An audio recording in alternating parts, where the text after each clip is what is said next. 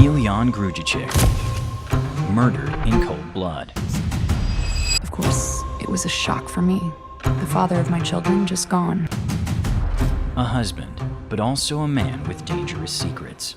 Did he ever tell you about the Serbian Mafia? No. He never told me about it, but there were signs. Uncover the dark world of the Serbian Mafia and the killer who may finally face justice. On November 23, 2002, the Madonna nightclub in Offenbach is busy. The club is located right in the city center, on the Bahnhof Street. It is not even midnight yet, but already about 150 guests are inside Madonna. People are celebrating, dancing and laughing, until suddenly, several loud noises are heard from outside. Shortly after, a man runs into the club, panicked and asking for help. While the guests are enjoying their night, the owner is shot dead in the parking lot, and to this day, his murderer is still being sought.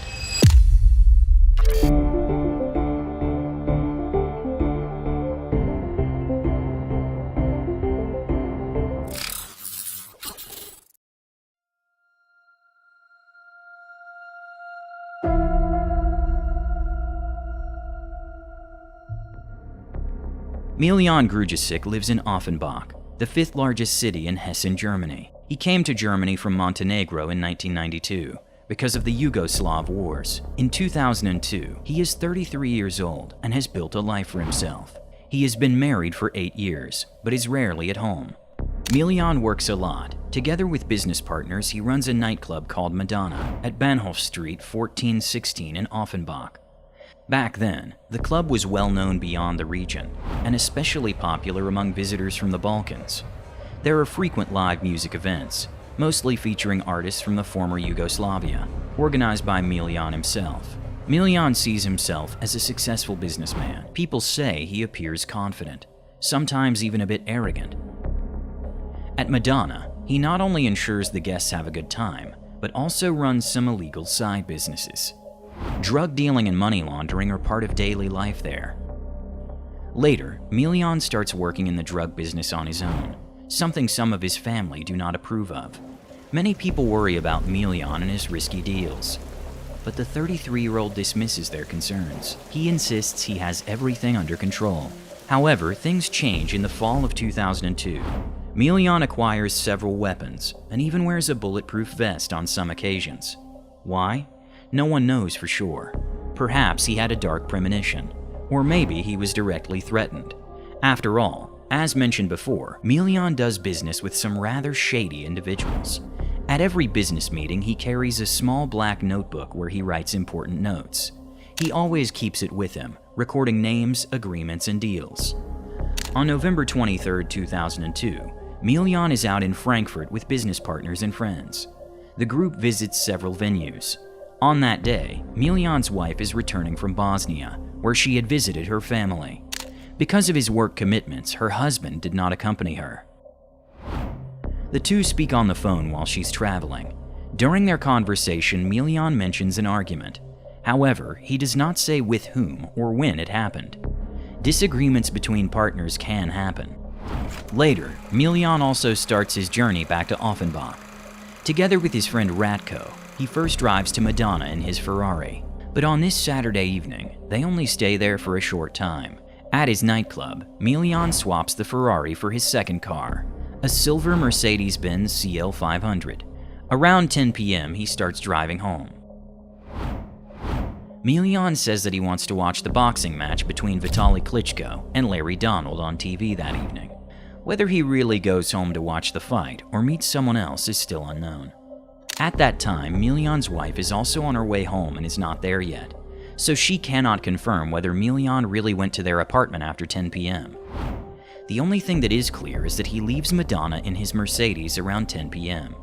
But at 11:30 p.m., Miljan drives back to Madonna, where he spent the last 1.5 hours, and what he did remains a mystery. When he arrives at Madonna in his Mercedes, a witness sees him. The witness is a neighbor. His name was never made public. For simplicity, we will call him Max. Max sees something very important. At that time, Madonna shares its backyard with a bowling alley, a Greek restaurant, a parking deck, and several entrances to apartment buildings. Max lives in one of these apartment buildings. He stands by the window and sees Miljan drive into the parking lot behind Madonna and park his car. Then Max turns away from the window, and shortly after he hears a gunshot. 3 more shots follow. When Max looks out of the window again, he sees Miljan lying lifeless in the parking lot of his nightclub. Max immediately calls emergency services and runs outside. Miljan is lying on the asphalt covered in blood. Max then rushes into Madonna to get help, but nothing can be done for Miljan Grujicic. The 33-year-old is dead, shot in front of his own nightclub.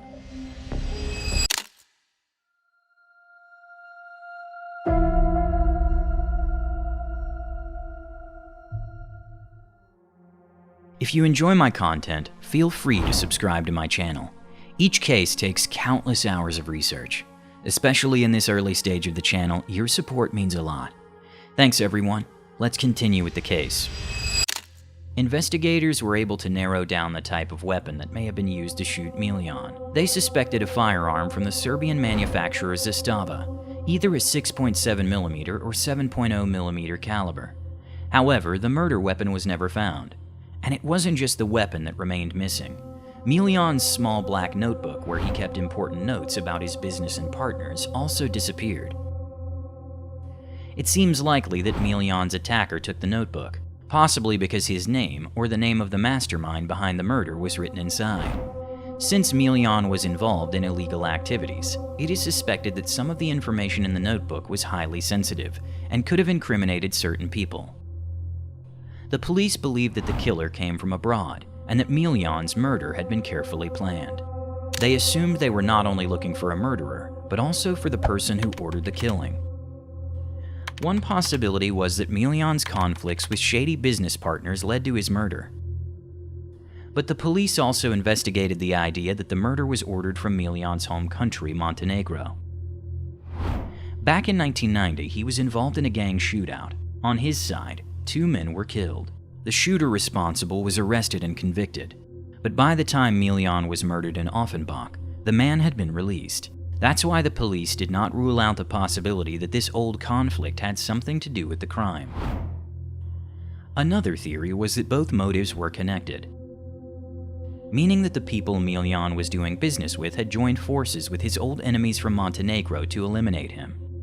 In an old book from 2004, published by Jürgen Roth, more details about the Miljan Grujicic case can be found. The book explores organized crime in Germany. It's important to note that while Jürgen Roth was recognized as an expert on Eastern Europe, he was also a controversial journalist. Some of the information he presented about Miljan's murder was definitely incorrect. For example, Roth gave the murder date as November 24, 2002. But in reality, Miljan was killed on November 23rd. He also spelled Miljan's name differently from all other sources. Still, Roth's book contains certain details that can be found nowhere else. We don't want to withhold this information from you, but we cannot verify how accurate or true it is. While the police describe the shootings in Montenegro as a conflict between 2 rival groups, Roth's book presents a different and much more detailed version of events.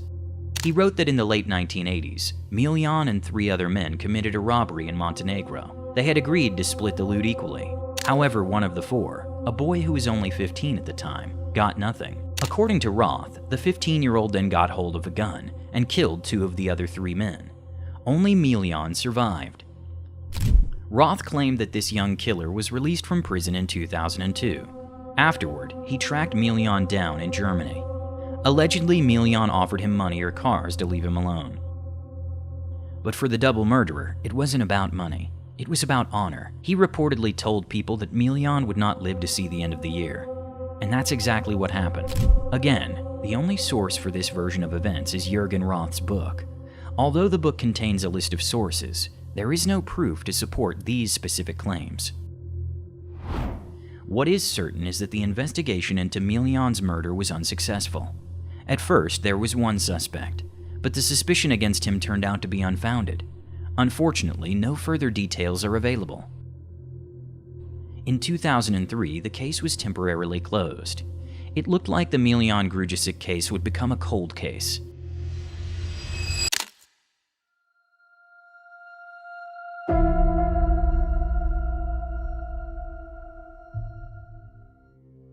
In an online forum post, a user writes about the nightclub Madonna. You have to decide for yourself whether you want to go in there, after the owner was executed with a shot to the head right in front of the door.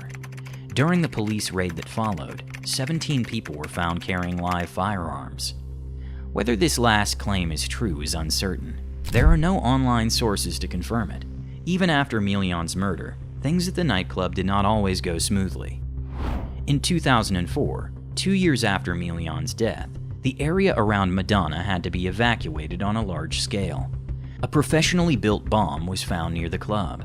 Unfortunately, it was never determined who was responsible, or whether Madonna was the intended target. At some point in the 2000s, Madonna closed.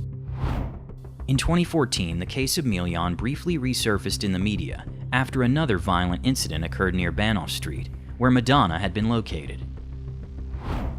12 men attacked guests and staff at another nightclub while it was open. This incident happened on September 14, 2004 at Club Scala. It was located at Banoff Street 16, exactly where Madonna had once stood. However, the police only learned about the violent attack much later. A guest who had been present sent an anonymous letter to the police describing the incident. The informant claimed that members of the Hells Angels, a motorcycle club with Turkish backgrounds, were involved. The letter also included photos of some of the suspected individuals. Unfortunately, the police were never able to determine who the victims or perpetrators were, as all witnesses refused to testify and did not cooperate with the investigation. It was said that Club Scala, which now occupied Madonna's former location, was mainly popular among Turkish guests, whereas in the 2000s, the club had primarily attracted people from the former Yugoslavia. Articles about the 2014 incident referenced Miljan Grujicic's case again. They mentioned that Madonna had been linked to what they called the Serbian Mafia at the time. Since Club Scala was run by different people than Madonna, it seemed unlikely that the 2014 incident was connected to Miljan's murder. 8 years later, in 2022, the murder of Miljan Grujicic was reopened. The police had received new leads regarding possible masterminds and shooters. The information was so specific that investigators not only resumed their work, but also reached out to the German crime show Aktenzeichen XY, which means in English, File Number XY. In this show, the case is broadcast in front of a large audience, and viewers are encouraged to contact the police if they have any further information. The case was featured on the program in February 2024. As part of the broadcast, inspectors searched for multiple witnesses. Between the time the alarm was raised and the arrival of the police, a dark, older station wagon was seen driving away from the back courtyard of Madonna, the crime scene. 2 adults were reportedly sitting in the front, with at least 1 child in the back seat. The police were looking for this family as witnesses. They could have been guests of the nearby bowling alley or restaurant, or perhaps visiting friends or relatives in one of the apartment buildings. It was crucial for investigators to find out if these 3 people had seen anything or anyone in the courtyard on the evening of November 23, 2002. Even while Aktenzeichen XY was still airing, the first promising tip-offs started coming in. In total, around 20 tips were received following the broadcast. One lead pointed to the red light district. According to the police, this theory aligns with Miljan's background, making it seem credible. A media report from September 2024 stated that investigators were still analyzing the tips from the Aktenzeichen XY episode. The public prosecutor's office offered a reward of €10,000 for information leading to the perpetrator's arrest. So far, there's been no arrest or indictment, but it appears that the police are closing in on the suspects. The fact that authorities are still reviewing the tips from Aktenzeichen XY gives hope. After all, the information provided must be valuable enough to warrant extensive investigations, regardless of what kind of business Miljan was involved in. He was once someone's son, someone's friend, and later someone's husband. There are still people who want nothing more than for this murder to be solved, and maybe that will happen soon. Let me know in the comments what you think about this case. Your interaction also helps the channel, as engagement increases the chances of the video being recommended to people who haven't subscribed to Truthscape yet. Thanks in advance. In the next case, the nurse Elizabeth becomes a notorious serial killer. Her multiple murders will leave you speechless. Click here to see the video. Until next time, stay safe.